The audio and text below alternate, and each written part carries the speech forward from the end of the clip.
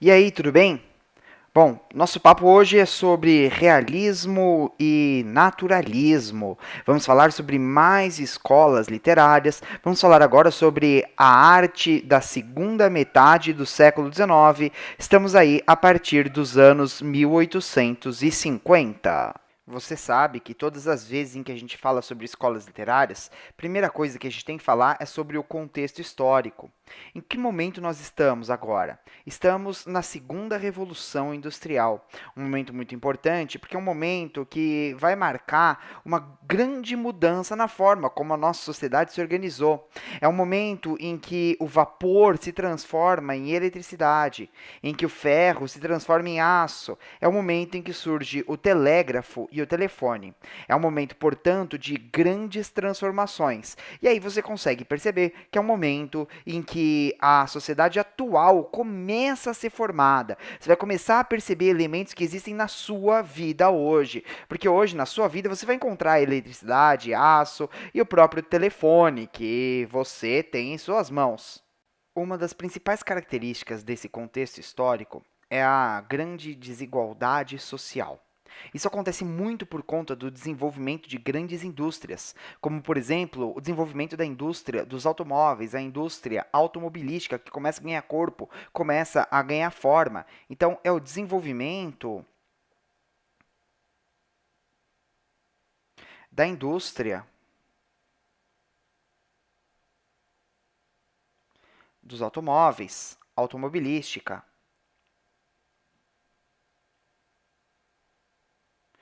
Bom, quando essa indústria começa a surgir, vai surgir uma grande massa de trabalhadores que vão servir essas indústrias aí. E quais são as principais características da arte desse período? Como vai se manifestar a arte do realismo? O que a gente vai encontrar muito aqui é a denúncia social. E essa denúncia social vai aparecer principalmente na análise da sociedade. Você sabe que em outras estéticas, em estéticas anteriores, havia uma grande descrição da sociedade, mas não havia análise. Agora, a arte vai investigar os porquês da organização social. Essa análise da sociedade vai aparecer nas relações de trabalho, no retrato do trabalho, principalmente na pintura.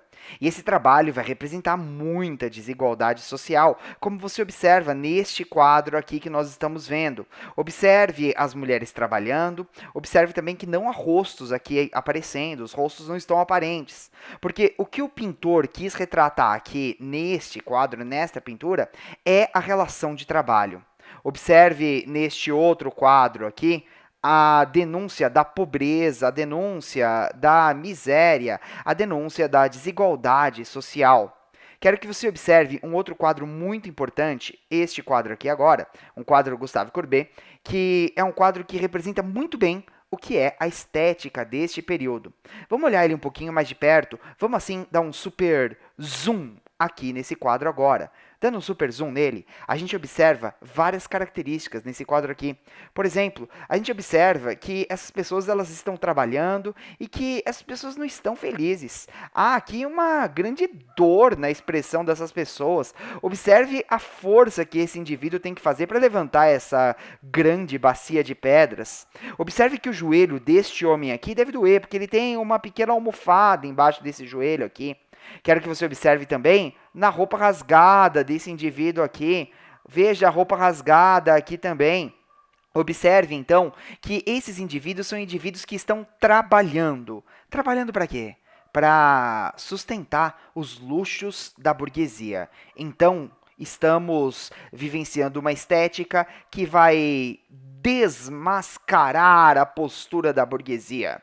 A postura da burguesia é desmascarada nesse momento. O que vai ser desmascarado aqui? Os luxos da burguesia, os privilégios da burguesia.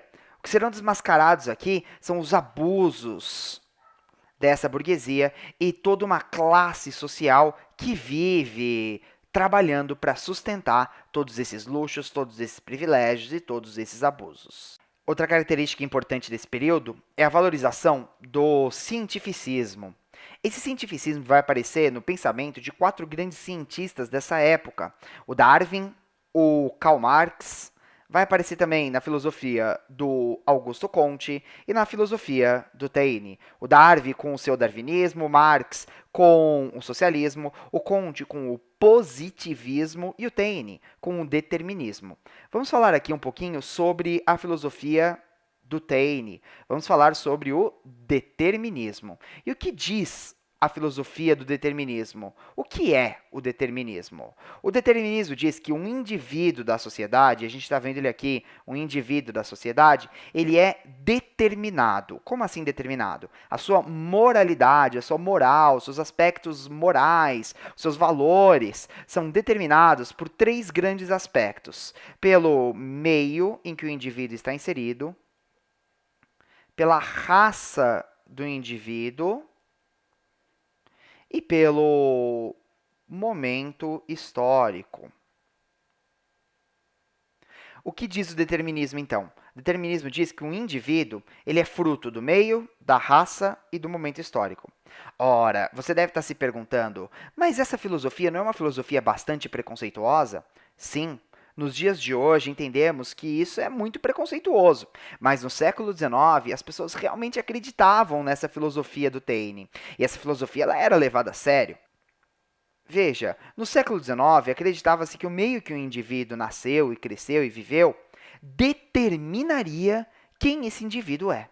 A gente sabe hoje que o meio exerce uma certa influência na vida do indivíduo, não uma determinação.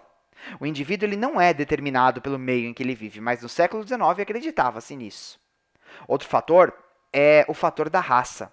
Acreditava-se no século XIX, acreditava-se no período do realismo, naturalismo, que a raça do indivíduo determinava a sua moralidade. Você sabe que hoje em dia a gente nem usa mais esse conceito de raça. Esse conceito de raça foi substituído pelo conceito de etnia. Mas, de qualquer forma, no século XIX acreditava-se que a raça do indivíduo determinaria a sua moralidade. E o terceiro fator é o momento histórico em que o indivíduo está vivo, o momento histórico em que o indivíduo viveu. A gente sabe que tudo isso daqui exerce influência na vida de alguém. A gente sabe que o meio em que o indivíduo vive exerce influência sobre ele, a sua etnia e o seu momento em que ele vive exercem influências na sua vida. Mas o determinismo diz que esses aspectos determinam a moralidade do indivíduo. Trata-se, portanto, de uma teoria bastante preconceituosa. E aí, vamos fazer alguns exercícios?